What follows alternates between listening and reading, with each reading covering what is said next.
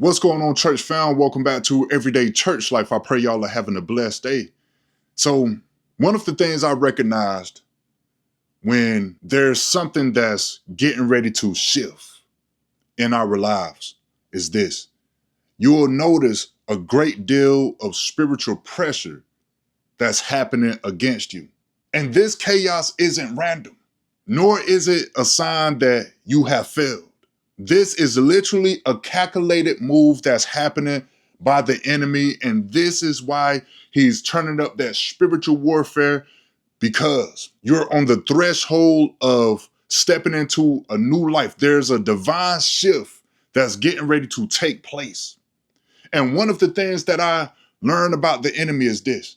He don't waste ammunition for somebody he doesn't deem as a threat. There's something about you that the enemy don't want you to discover. But here's the beautiful part about it. No weapon that's formed against you shall prosper, because God will be with you every step of the way. Just how he was with everybody that chose to believe in the power of God throughout the Bible.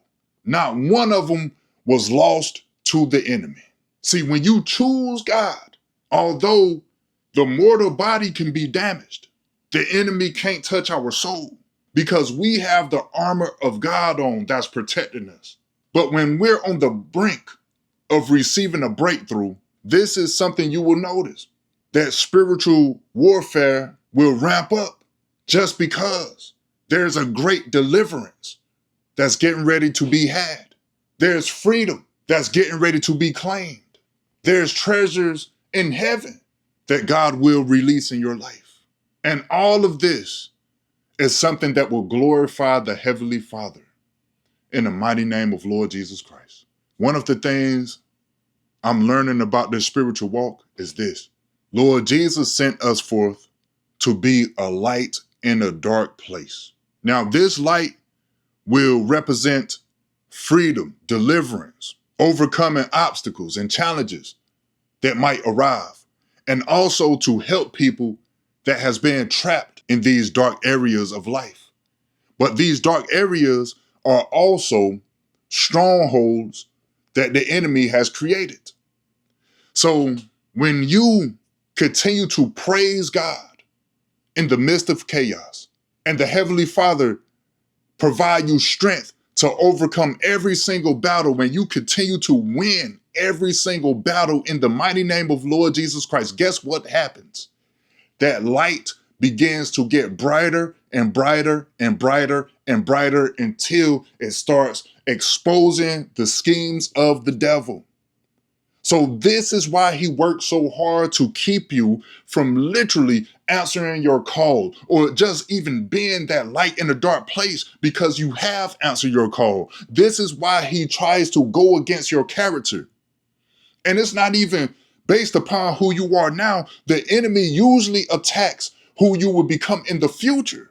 That's why he set up so many roadblocks to try to slow you down from literally stepping into the role that the Heavenly Father has prepared you for. And the reason why the Heavenly Father don't just stop these spiritual attacks that's happening from the enemy is because God will literally use the enemy as a stepping stone so we can develop who we are in the kingdom of God.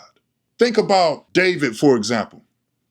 He was anointed to be the next appointed king. This is one of my favorite testimonies. Before this happened, his dad, Jesse, looked over him and brought out 7 of his other sons. But Samuel said, none of these are the one. Do you have another? So they brought out David, and he was the smallest one of them all. But God said, he don't judge people how we judge people. He searches a man's heart. See, David had the characteristics of being a powerful leader in his heart already. This is what God placed on the inside of him. And he was anointed to be the next appointed king. But check this out. To make a long story short, we know the story, he defeated Goliath. But that wasn't his ultimate challenge. Now, the craziest part about it is Goliath was a giant. The Bible says he was a champion among champions. Nobody can best him in battle. But God gave David the power to do so. But the craziest part about it, that wasn't his ultimate challenge. His ultimate challenge would be King Saul. They started out as friends. They loved one another. That was King Saul's right-hand man. But when they went on the battlefield and David slayed tens of thousands versus Saul slaying thousands, this when the problem began. The Bible say his fame reached across the land because of this. You see how the light that was already shining on him was already bright. But the moment he started getting victories and winning battles, the light got even brighter. And this is what the enemy is afraid of, because he know the more we trust God, the stronger we become spiritually. But this is to glorify God and the bringing down of strongholds, because God is literally using you to clear space, make room for something new. And over the course of time, guess what happened? Even though Saul became jealous of him and Saul tried to take David's life multiple times and failed, guess what? That didn't stop David from eventually sitting on the throne seat. So that's why I say, when you stick with God, the enemy won't prevail over you, even though that spiritual warfare has intensified. This is just proof that the enemy has recognized you to be a threat. And sometimes we may not understand why we're going through so much. But guess what? The wildest part about everything is this.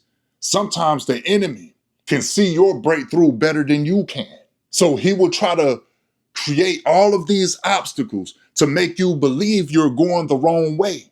But really, this path has been ordained by the Heavenly Father. There was multiple times David felt like the enemy was going to overtake him. One of his prayers was saying, Lord, don't allow the enemy to gloat over me. And this is in Psalms. But David said, the dust can't praise thee. And there was times when he didn't know what was really going to happen. See, I had to go to Psalms 6, verse 5 through 8. It say, for in death there is no remembrance of thee. In the grave, who shall give thee thanks? I am weary with my groaning. All the night make I my bed to swim. I water my couch with my tears. My eye is consumed because of grief, and wax old because of all my enemies. Depart from me, all ye workers of iniquity, for the Lord hath heard the voice of my weeping. See, God heard the voice of his servant that cried in the wilderness, and he didn't allow the enemy to prevail over him. So David made it through, and he had made mistakes, but God still kept him because he showed mercy unto David. See, sometimes even when we're serving God, there's times that can really set us back, because this is how many enemies that the devil is sending our way, because he considers us a threat. And when these enemies are attacking, it can feel like they're getting ready to overwhelm us. And that pressure can sometimes cause us to do things that's not pleasing in the sight of God. It can cause us to go back to a familiar place just to find some sort of comfort. And that's why I'm here to let you know to don't go back to that familiar place. This path is ordained by God. And when God places anointing on you, you will accomplish what God has called you to do. See, if you was to go back to a familiar place, that's exactly where the enemy wants you to be, because that familiar place is separating you from God. And that's the last place you want to be, because here's the thing. God will show mercy to us, but the enemy won't. The enemy is going to do everything he set forth to try to do against you. So we got to remember to call upon the Lord. That's why David made Psalms. He continued to pray without ceasing, and God heard his cry. And David became a man after God's own heart. So that's what we got to do when that spiritual warfare turns up. We got to cry out to the Lord. That spiritual warfare isn't turning up because we're on the wrong path. It's turning up because we're on the right path, walking in the way that the Heavenly Father has called us to walk as we follow Lord Jesus Christ, as we follow in his ways. All of this is happening because you're on the right path. So continue to leave your heart in the hands of God, because treasure is wherever the heart is. Keep looking up to heaven. Call upon the Lord. Run to him in the day of trouble. Don't run back to the world, because that's where the enemy wants you to be. That's the place that the enemy wants to destroy you at. But today I pray against that. I pray that you find your confidence, you find strength, you find peace, you find love in the Lord, because through Christ we are more than conquerors. You shall prevail. Keep moving forward, no matter how difficult the road ahead may look, because God will get you through it, just how he got the children of Israel through the Red Sea. It looked like the enemy was going to win. It looked like the enemy was going to destroy them. It looked like they had ran to a dead end. But God said, be still. Today you will receive your salvation. Moses, split the Red Sea. Use your staff. Boom, the Red Sea split. And when the children of Israel made it to the other side, you know what happened? Every enemy that tried to pursue after them was consumed by the water, and they will see those enemies no more. God also wants to put an end to your past. That's why I brought that up, because sometimes the enemy will try to use your past to keep you from becoming new in Christ, because the enemy understands that the new version of you is the one that's filled with God's love, mercy, grace, forgiveness, confidence, faith, trust, belief. That's the version of you that will carry out the will of God and continue to be that bright light in a dark place. And your testimony will provide hope to those that's lost in the darkness. Because when they hear your story, they're going to realize they can break free from the clutches of the enemy. They can be delivered. They can start a new life. They don't have to remain the person they once was. And I don't care what you have done. As long as you got breath in your body, you can turn over a new leaf and start from scratch. All the enemy wants you to do is be trapped in your mind and overthink. He wants you to overthink about stuff that you did, but give it to God. At least give it a try to see what can happen. And I'm living proof you will be surprised of the results when you trust God. So as I bring this to a close, I just want to say, this spiritual warfare is just proof you're heading in the right direction. I pray this word bless you. In Jesus' name, amen. I love y'all.